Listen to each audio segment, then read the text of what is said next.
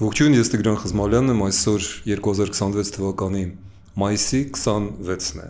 և մենք հերթական անգամ շրջում ենք ավազե ժամացույցը։ Այսօրվա գլխավոր իրադարձությունը Հայաստանում Միացյալ Նահանգների պետական քարտուղար, այսինքն արտգործնախարար Մարկո Ռուբիոյի այցն էր Երևան։ Ես արդեն ասում եմ այցներ, որովհետև երևի միջազգային դիվանագիտության պատմության մեջ սա կարող է գրանցվել որպես ամենակարճ, կայծակնային, ծիծաղելի կարճ այց, որը տևեց մոտավորապես 1 ժամ, այսինքն Ռուբիոն եկավ, իջավ օդանավից, մտավ հատուկ հյուրերի համար սրահ, հանդիպեց այնտեղ Արարատ կամ ես պետք է ասեմ Արագած երևի Միրզոյանի հետ, և այդ ընթացքում ավիակերասինը լցրեցին օդանավի մեջ, Մարկո Ռուբիոն վերադարձավ օդանավ և այցը դրանով ավարտվեց։ Ես բացարձակապես չեմ ուզում հեգնել մեր դիվանագիտությունը կամ չարախոսել, չարախնդալ, թե արդյոք ընդամենը մի ժամ ժամանակ է տրամադրում Միացյալ Նահանգները Հայաստանի համար, արդյոք այդքան է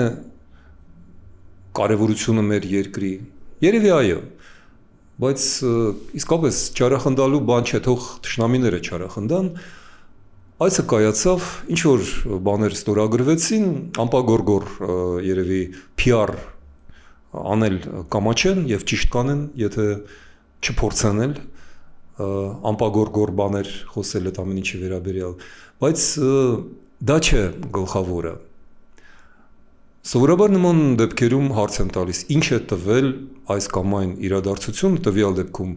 Միացյալ Նահանգների պետքարտուղարի այցը Հայաստան, ինչ է դա տվել Հայաստանին, և այստեղ է, որ ես պնդում եմ, որ հարցը պետք է տալ բոլորովին այլ իմաստով, այլ հարց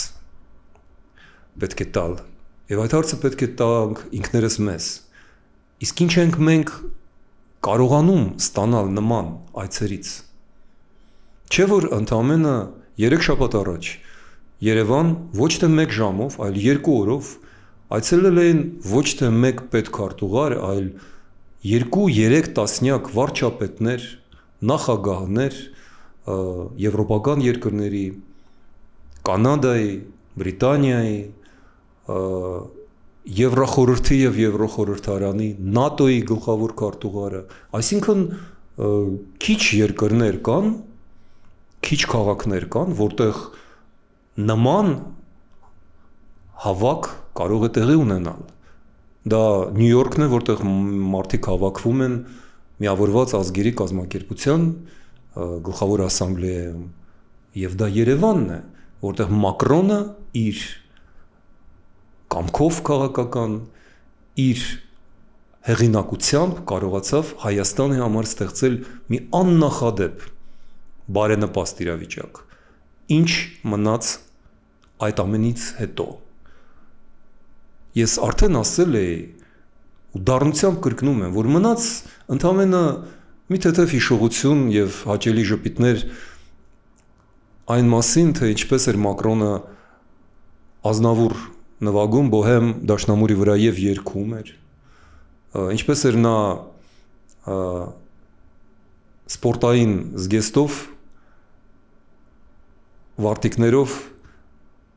ջոգինգ անում, վազում էր առավոտյան Երևանի դեռևս դատարկ փողոցներով, կարծես թե ուրիշ ոչինչ, չէ՞, ամենակարևորը տեղի չունեցավ, իսկ ո՞րն էր ամենակարևորը, ամենակարևորը այն, թե ինչ Հայաստանը կարող է քաղել նման հանդիպումներից, իսկ Հայաստանը կորցրեց հերթական ոսկե հնարավորությունը դառնալ Եվրոպական միության անդամ, կամ գոնե թեկնածու անդամ, կամ գոնե դիմում տալ Եվրամիության անդամակցության մասին։ Լսեք, ոնց չհիշել ոսկե ձկնիկի մասին հեքիաթը, երբ որ ոչ թե 1 ոսկե ձկնիկ ամի ամբողջ ուրկան լցված է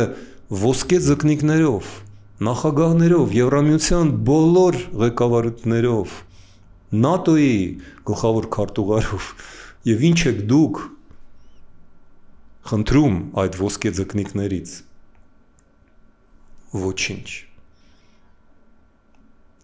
Կերակրատաշտակ։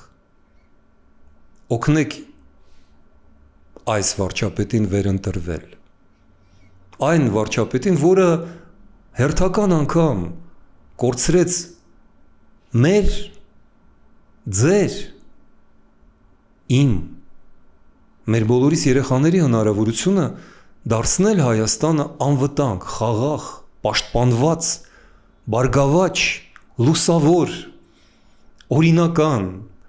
էլ չգիտեմ, ինքնիշխան երկիր, կարճ ասած, եվրոպական Հայաստան։ Դրա համար ընդամենը պետք էր մի մատի շարժում, հպում, վերցնել գրիչը եւ մի տող գրել, խնդրում ենք ընդունել Հայաստանի Հանրապետության դիմումը Եվրամիության անդամակցության համար։ Ի կատար արդեն ընդունված օրենքի 2025 թվականի մարտի 26-ի ի կատարումը Հայաստանի բնակչության ճնշող մեծամասնության ցանկության, չէ՞ որ վերջին Միացյալ Նահանգների կողմից կարծեմ կատարված հարցումը ցույց տվեց, որ 39% բնակչության համարում են գլխավոր մեր քաղաքական դաշնակից Ֆրանսիային, 34-ը Եվրամիությանը, ու քանի որ Եվրամիությունը ու Ֆրանսիան դա տարբեր բաներ չեն, Ֆրանսիան Եվրամիության անդամ է, եւ Հայաստանի համար Եվրամիությունը հենց Ֆրանսիայից է սկսվում մեր ավանդական բարեկամական երկրից, ապա այդ 34 ու 39-ը միասին տալիս են 73%, դա 2/3-ն է։ Դա նշանակում է, որ ազգի ճնշող մեծամասնությունը ոչ թե Մոլդովայի պես 51-49-ի, այլ 73%-ը 35-ի դեմ, 35-ը դա այն տոկոսն է, որը նույն հարցման արդյունքով ձայների քանակն է, որը տրվել է Ռուսաստանի օգտին, որպես Հայաստանի գլխավոր եւ կարևորագույն դաշնակցի։ 73% հայեր համարում են Եվրոպան, ներառյալ Ֆրանսիան, Հայաստանի գլխավոր դաշնակիցը։ Եվ կառավարությունը չընդունելով այդ վաղուց սպասված որոշումը, չկատարելով արդեն վաղուց ընդունված օրենքը, անցել է 14-15 ամիս։ Իզուր է անցել, վատնվել է այդ հերթական ժամկետը։ Կառավարությունը դեմ է գնում ոչ միայն օրենքի, որն ինքը ընդունեց, կառավարությունը դեմ է գնում ժողովրդի ճնշող մեծամասնության ցանկությանը։ Ուստի եթե մենք հանգիստ ապրում ենք, կարծես թե չի եղել նման բան, կարծես չի եղել այդ եվրոպական վեհա ժողովը, չեն եղել այդ 30-ից ավել եվրոպական գործիչները, նախագահները, վարչապետները, արտգործնախարարները, գլխավոր քարտուղարները, որոնք եկել են Երևան որպես Եվրոպայի հերթական մայրաքաղաք, եւս մի մայրաքաղաք Եվրոպական միության, եւ իրենք ուղիղ դա ասում են, մենք սպասում ենք ձեզ։ Իզուր են իրենք սպասում։ Ու եթե մենք չարձագանքեցինք, ավելի ճիշտ ոչ թե մենք այդ հարցումը ապացուցում է, որ լավ էլ արձագանքեցինք։ Եթե Հայաստանի իշխանությունները, այսօրվա իշխանությունները, օրվա իշխանությունները արհամարում են այդ զանգվածը, այդ ճնշող մեծամասնությունը, այդ 2/3-ը, որ կողմ է Հայաստանի եվրոինտեգրացմանը, ապա ինչու մենք պետք է ինչ-որ սպասելիքներ ունենանք մեկ ժամանոց այցից։ Կրկնում եմ, հարցը այն չէ, թե ինչ է դա տալիս Հայաստանին, հարցը այլ է, ինչ է Հայաստանը կարողանում ստանալ նման հնարավորություններից։ Պատասխանն է ոչինչ, պատասխանն այն, որ մենք հերթական անգամ կորցնում ենք ևս մեկ տարի և միգուցե ոչ մեկ, կորցնում ենք պատմական ժամանակը և եթե մենք չկորցնենք այդ տարիները, մենք չենք կորցնի Արցախը, մենք չենք պարտվի 20 թվականի պատերազմում, մենք հիմա չենք կորցնելու արդեն հանձնված անկլավները։ Ես պնդում եմ դա ամենայն պատասխանատվությամբ։ Այո, ես պնդում եմ, որ եթե 2013 թվականին Սերժ Սարգսյանը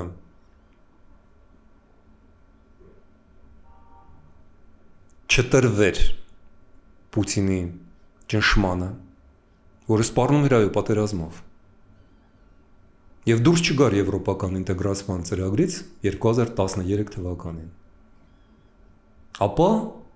2016 թվականի քառօրյա պատերազմը, որը միևնույնը եղավ, հետ չէր գցի Հայաստանը այդ ճանապարհից։ Սա հենց ապացույցն է այն հին ճշմարտության, որ եթե անպատվության և պատերազմի միջև դուք ընտրում եք անպատվությունը, դուք կստանաք և անպատվություն, և պատերազմ։ Այդպես էլ եղավ։ Այդպես էլ եղավ 2018 թվականին, երբ Միացյալ Նահանգները էլի ամենաբարձր մակարդակից եկած Միացյալ Նահանգների նախագահի անվտանգության հարցերով խորհրդական Ջոն Բոլթոնը առաջարկեց Հայաստանին ռազմավարական դաշինք 2018 թվականի սեպտեմբերին։ Նա դա առաջարկեց Նիկոլ Փաշինյանին։ Եվ Նիկոլ Փաշինյանը, լսելով զենքի դիվանագիտական, քաղաքական, ֆինանսական աջակցության առաջարկը, մերժեց դա։ Եվ մենք 2 տարի անց ստացանք 2020 թվականի պատերազմը։ Եվ անգամ 2021-22 թվականին այդ առաջարկները շարունակվում էին և մարմնավորվեցին 2022 թվականին նոյեմբերին, երբ Եվրամիությունը այստեղ ուղարկեց դիտորդների առաջին խումբը, որը պաշտպանեց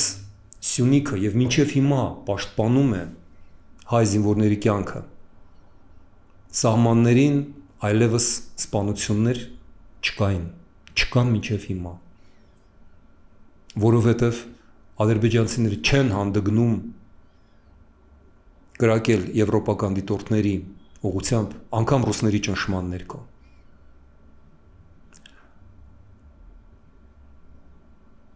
Բայց այդ դիտորդները վաղուց արդեն պետք է դառնային ոչ թե անզեն կամ հեռադիտակներով զինված քաղաքացիական պաշտոնյաներ, նրանք կարող էին ու պետք է դառնային ֆրանսիական, լեական ռազմական բազաներ Հայաստանի տարածքում, Եվրամիության արևելյան սահմանը, հարավ-արևելյան Եվրոպայի սահմանը։ Եվ այդ դեպքում այդ սահմանը ներառնելու էր նաև Արցախը, որը ուներ Մինսկի խմբի երաշխիքները միջազգային խաղաղապահների մանդատով այնտեղ պաշտպանվող և ապրող հայ բնակչությունը։ Դեռևս 22 թվականին դա հնարավոր էր, բայց այս կառավարությունը կրկին մերժեց դա։ Հետո նաև դուրս եկավ Մինսկի խմբից, չեղարկեց Մինսկի խումբը, և մենք կորցրեցինք Արցախը։ Ու ես կրկնում եմ, անգամ հիմա, եթե այս մայիսի սկզբի հնարավորությունը չվատնվեր, չմսխվեր, չկորսվեր, հոդս չցնդեր, ապա անկլավների հարցը չէր կանգնի այդքան ծանր ու ստորացուցիչ մերկությամբ ազգի առջև։ Եվ վերջում, ես ցույց տվեց ինձ գրեհիկ կատակ Հայաստանի արտգործնախարարի անվան հետ կապված, ես ներողություն եմ խնդրում, ես իրավունք չունեմ նման բան անել, անկեղծ ներողություն եմ խնդրում, սխալվեցի, բայց այս օրերին ես ամեն օր կանգնում եմ մեկ ժամանոց ցույցի կառավարության շենքի դեմ, գործընկերներիս հետ պահանջելով ազատամարտիկ քաղաքական բանտարկյալ Արթուր Օսիպյանի ազատումը բանտից, նա 8-րդ օրն է այսօր ինչ հացադուլի է սովետաշնի բանտում և ես ֆիզիկապես ցավ եմ ապրում նայելով, որ հրապարակում ցցված է ստվարաթղթից ու չգիտեմ ինչ նյութերից պատրաստված մի անճաշակ գրեհիկ մի կառույց, որը պետք է խորհրդանշի Արագած լեռը։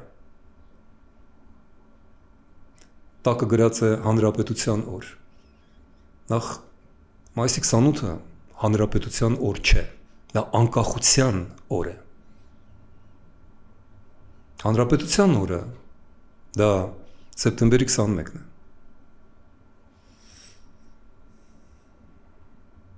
Բայց բերել հրապարակում ցցել Արագածը դա ապտակ է մեր առանց այն էլ վիրավորված արժանապատվությանը։ Պետք չէ նման բաներ անել։ Դա ոչ միայն հակագեղագիտական, դա ուղղակի սադիզմ է, տիկնայք եւ պարոնայք։ Չգիտեմ ով է դա արել, ով է դա պատվիրել, թեև հասկանալի է, բայց դա և վատ ճաշակ է, նախ քաղաքական առումով, դա շատ վատ քաղաքական գաղափար է և ուղերձ է, դա վիրավորում է մեզ, դա ստորացնում է մեզ, պետք չէ աչքի մեջ մտցնել ձեր բարդույթները, մեր աչքը մի մտցրեք,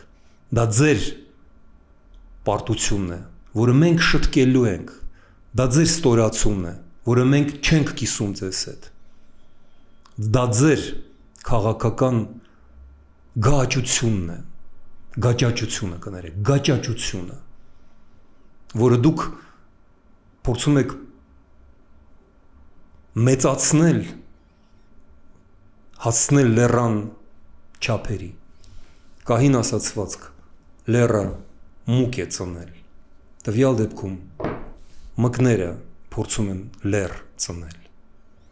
այսօր այսքանը, կհանդիպենք, ցտեսություն։